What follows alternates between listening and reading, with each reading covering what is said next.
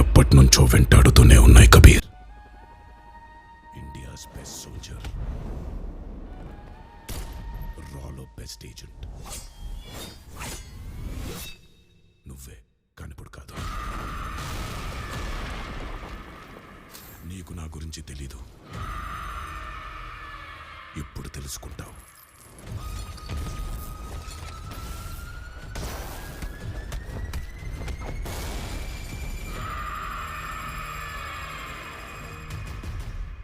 Get ready for war.